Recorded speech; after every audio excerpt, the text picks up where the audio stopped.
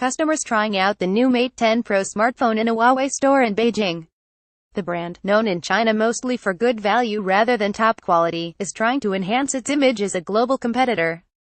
Giulia Marchi for the New York Times Shenzhen, China. The phone takes dazzling photos and sports advanced artificial intelligence. Its display stretches gloriously from edge to edge. And at nearly $1,000, it pushes into eye-watering territory on price. But the Mate 10 Pro isn't the latest high-end offering from Samsung or Apple. It comes from China, a country that, for all its growing sophistication in technology, has yet to produce a name like Lexus, Canon or Samsung that consumers around the globe associate with premium quality at premium prices. Huawei Technologies, the new smartphone's creator, thinks the world is ready to pay top dollar for a Chinese product. It is rolling out the Mate 10 Pro, plus two sibling devices, one less expensive and lower spec, the other pricier and sleeker, in Europe, in the Middle East and elsewhere in Asia. And it is in talks with that to offer the phones in the United States, according to a person familiar with the matter who asked not to be named because the discussions are not public. In technology, China is no longer the land of knockoffs and copycats. Its labs are racing ahead in artificial intelligence, quantum computing and other frontier fields. Its internet companies are in the vanguard and devising ways to upend retail, finance, transport and other industries using mobile technology. The trouble is getting the world to recognize all that. China wants to upgrade its economy by selling the world higher value goods such as cars, jetliners, advanced electronics and more. Famous brand names can help open up new markets and convince global customers that Chinese products are as dependable as American, Japanese or South Korean ones. Huawei pronounced Huawei is already well known at home. The company outsells all others in China, the world's largest smartphone market. And it is nipping at Apple's heels to be the number 2 phone maker worldwide. According to the research firm Canalys, Huawei shipped 39 million phones in the latest quarter. Apple shipped 47 million. But those Huawei devices were mostly low or mid-range. We see good signs that people have seen the brand change to a large degree, to one that is stylish and innovative, said Glory Chung, Huawei's marketing chief for consumer devices.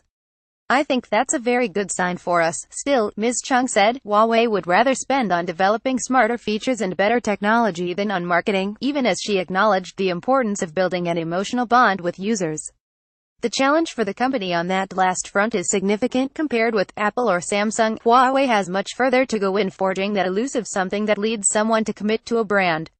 Even in China, many people still view Huawei devices as good value for the money and not much else. Li Horan, a 24-year-old accountant in Beijing, is a longtime Apple user. Would she switch to Huawei net for myself, she said. But I'd consider buying Huawei phones for my family, because they are relatively cheap. As for the Mate 10 series, Li Waitao, a 40-year-old marketer in Shanghai who is no relation to Li Horan, said that for more than $600, you should probably get an iPhone. Founded in Shenzhen 3 decades ago, Huawei was already one of the world's largest suppliers of telecommunications equipment when it released its first Android smartphone in 2009. Its earliest handsets were run-of-the-mill in looks and performance. But Huawei has since invested more in design and technology, opening a design center in London and a research and development facility in Finland. A Huawei executive, Richard Yu, presenting the high-end Mate 10 in Munich last month. The company is the number 3 phone maker worldwide. Christophe Stacky, Agence France Presse, Getty Images. With the Mate 10 series, Huawei is debuting one of the fruits of its research, a processor dedicated to artificial intelligence tasks such as identifying people in photos and translating text. Christophe Coutel, vice president of software marketing for Huawei, said the new processor let the phones perform such tasks more quickly, with less power and, as no data needs to be sent to a faraway server, with better privacy protection. Not everyone is willing to share all of their information, pictures and everything with cloud-based services, he said. The emphasis on privacy could help Huawei crack its last big untapped market, the United States. The company's experience there has been fraught. Its network equipment business has effectively been banned in the United States since a congressional report said in 2012 that Huawei gear could be used by Beijing to spy on Americans. The company's founder, Ren Zhangfei, was once an engineer in China's military. Huawei has said its products pose no threat to security. The company has also been in hot water in the United States over patent infringement and for failing to inform the authorities before acquiring American companies. The New York Times reported this year that United States officials were widening an investigation into whether the company broke trade controls on Cuba, Iran, Sudan and Syria. Huawei's international presence and diverse workforce make it more of a global company than a Chinese one, Ms. Chung said. Whether Huawei is a global name, and an appealing one, is another matter. The brand still lacks personality, Thomas Husson, an analyst at Forrester, said in an email. The focus is still too much on technical specifications and functionalities. Figuring out how to strike a chord with ordinary consumers was never going to be easy for Huawei, which has spent most of its existence selling back-end equipment to mobile carriers. It has enlisted Scarlett Johansson to star in ads, and teamed up with Porsche and Leica on design. Yet Huawei still has very much of an engineering culture, Mr. Kutel said. In conversation, employees rarely fail to mention how much the company spends on research and development. More than 10% of revenue, or the number of its workers involved in research nearly half.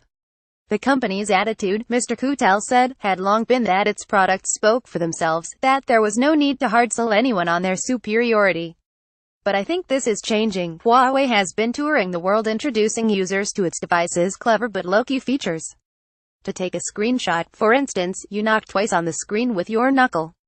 Drawing an S with your knuckle takes a screenshot of the entire length of a website or app. The better to share paywalled newspaper articles like this one.